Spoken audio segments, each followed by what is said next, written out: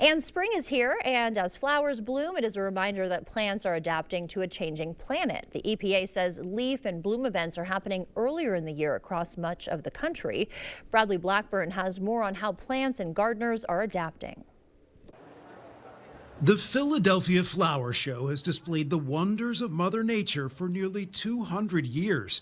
With Blue Ribbon Awards for plants in every size, shape, and color, it's the largest and oldest flower show in the world.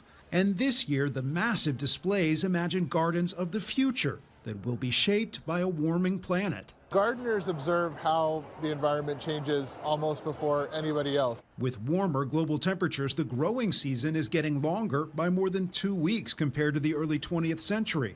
But it's not necessarily good for plants. Really overwhelming for most species to try to adapt to and keep up with. Eve Bowery with the New York Botanical Garden says it's already fueling harmful invasive plants. We're starting to see with climate change more of a turnover from native diverse ecosystems to sort of monocultures of invasive species. One recent report found 45% of the world's flowering plants are at risk of extinction. But home gardeners can help by planting native species and protecting them.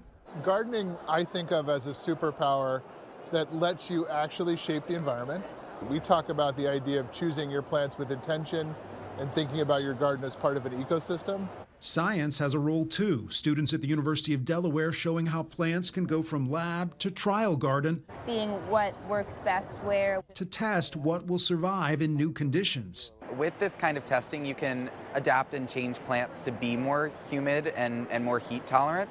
Generations who may help generate plants that will grow into the future.